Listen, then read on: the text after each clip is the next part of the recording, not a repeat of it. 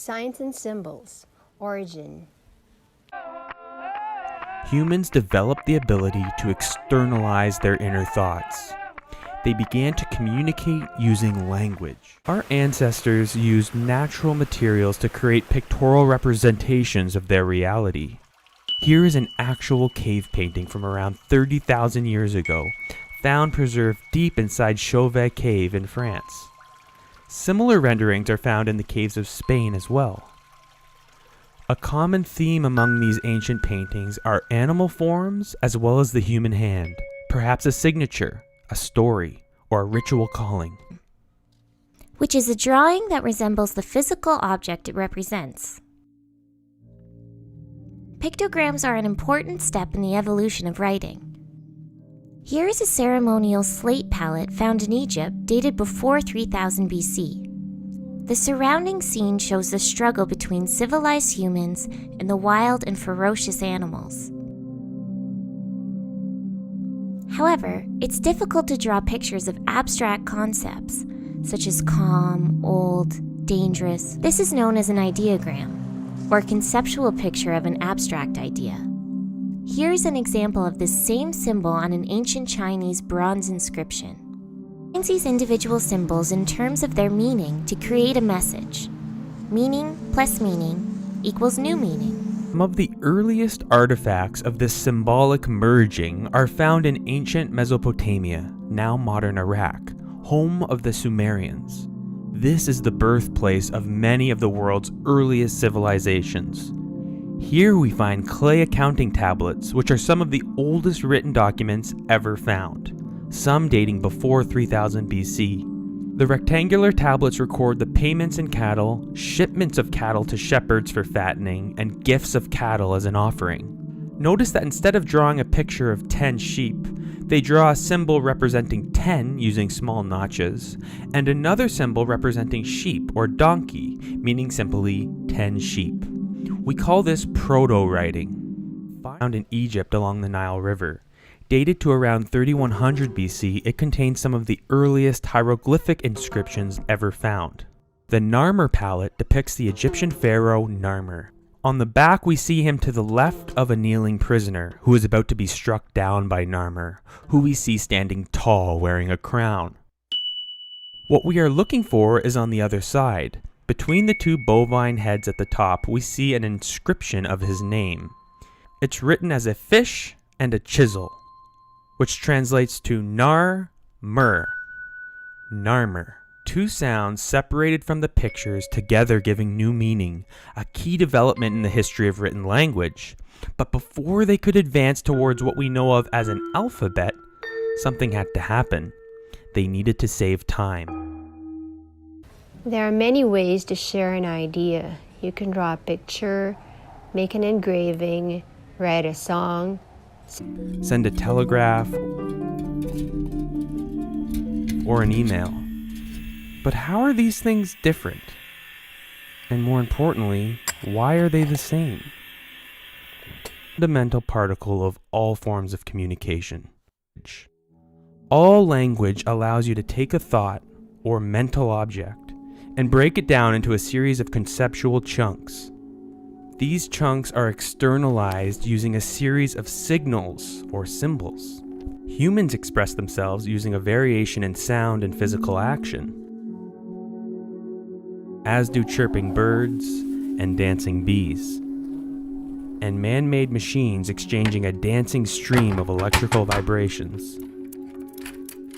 Even our bodies are built according to instructions stored inside microscopic books known as DNA. All are different forms of one thing, information. In simplest terms, information is what allows one mind to influence another. It's based on the idea of communication as selection. Information, no matter the form, can be measured using a fundamental unit. In the same way, we can measure the mass of different objects using a standard measure such as kilograms or pounds. This allows us to precisely measure and compare the weight of, say, rocks, water, or wheat using a scale. Information, too, can be measured and compared using a measurement called entropy. Think of it as an information scale. We intuitively know that a single page from some unknown book has less information than the entire book.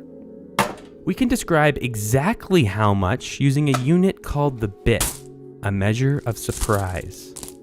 So no matter how you want to communicate a specific message, Hieroglyphics, music, computer code, each would contain the same number of bits, though in different densities.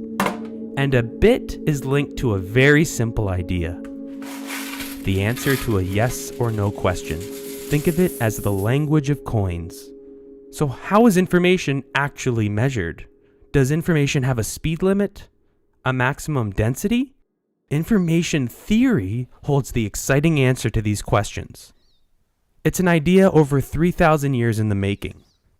But before we can understand this, we must step back and explore perhaps the most powerful invention in human history, the alphabet.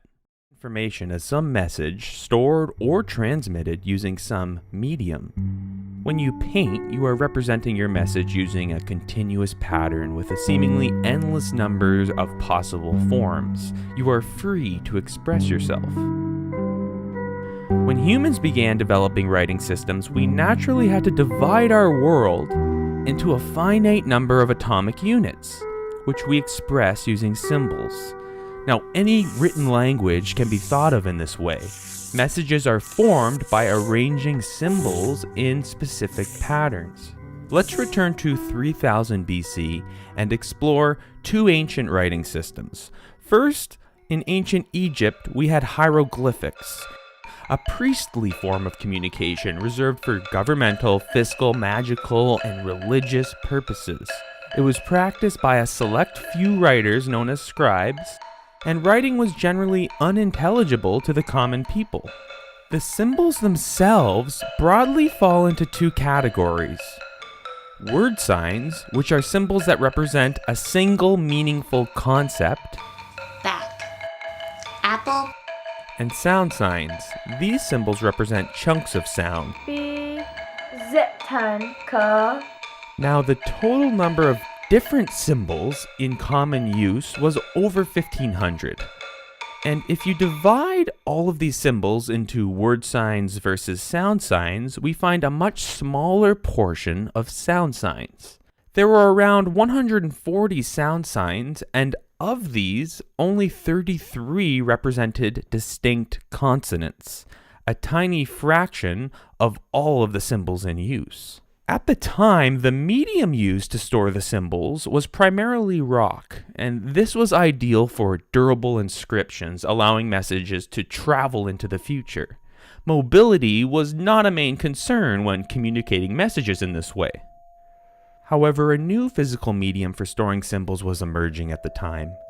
Along the Nile, silt deposits left from flooding made the surrounding land extremely fertile, and one of the many crops they grew was papyrus. It could be sliced into strips, and these strips were then soaked and weaved together and finally pressed, allowing the natural sugars to act as glue. After several days, it dried and formed an almost weightless tablet. This medium was ideal for sending messages across greater spaces rather than the more durable inscriptions focused on time. Now, this shift towards cheap, portable mediums for storing symbols coincided with the spread of writing into the hands of more people for new purposes. Gradually, as people began to write more on papyrus, the symbols evolved to suit more rapid writing. This led to a cursive script known as hieratic. For example, here is the world's oldest surviving surgical document.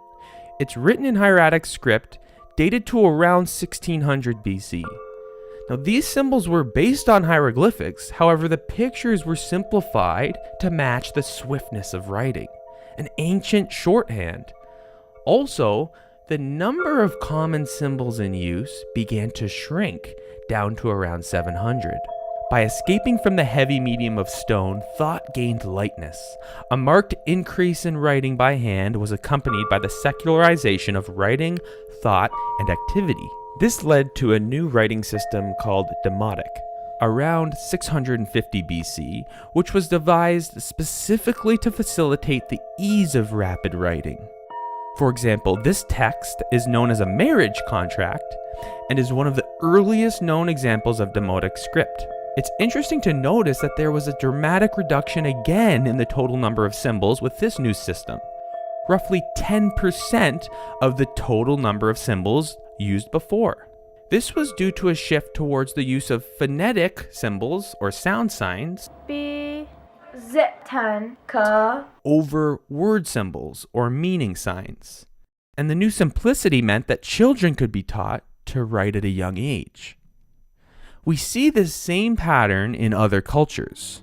Let's return back to 3000 BC and visit Mesopotamia, where cuneiform was the writing system originally used for fiscal purposes, as it was a powerful method of tracking debt and surplus commodities before the invention of coins. For example, here is a document recording someone's stock of animal hides, and this type of writing evolved to suit other needs. For example, this tablet contains a recipe for bread and beer, and here's another tablet which contains a legal document. Now, originally, the writing system was used by the Sumerians, and there were over 2,000 different symbols in use, which could also be divided into word signs and sound signs. Akkadian gradually replaced Sumerian as the spoken language, and here is the earliest known dictionary from 2300 BC. It contains word lists in Sumerian and Akkadian, and this was discovered in modern Syria. When it was adapted by the Akkadians and fitted to their language, they reduced the number of symbols to around 600. And they did this again by moving towards sound signs. Again, we see both hieroglyphics and cuneiform using several hundred sound symbols in their more evolved forms. And as writing systems escaped their formal usage and spread to more and more people, the soil was ripe for the invention of a brand new writing system for the people. One of the great discoveries in the history of writing is dated to around 1700 BC. The Sinai inscriptions were found in the Sinai Peninsula, and they were about 20 feet apart. This was important because each picture denotes a consonant sound and no word signs are used. When sounded out correctly, the letters would produce words in ancient Semitic. Although not fully deciphered, this message appears to be of the form name, rank, and prayer. The two words deciphered are chief and God. This innocent example was part of a writing revolution, creating meaning by merging sound signs only.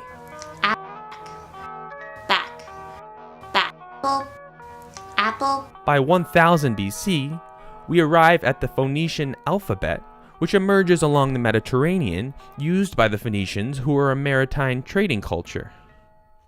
The Phoenician writing system was based on the principle that one sign represents one consonant, and it was used to write a Northern Semitic language containing only 22 symbols total.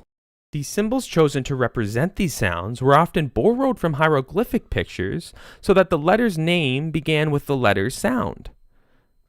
For example, Mem, which stood for water, became what we know of as the letter M. Alf, which stood for ox, became what we know of as the letter A. But the secret power of this alphabet, unknown to its inventors, was that it did not need Semitic speech in order to work. With modest adjustments, these miraculous letters would be fitted to diverse tongues of Europe, India, and Southeast Asia, carrying literacy around the globe.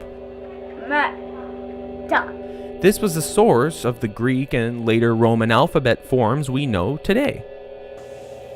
The idea of an alphabet is a powerful method for transmitting and storing information.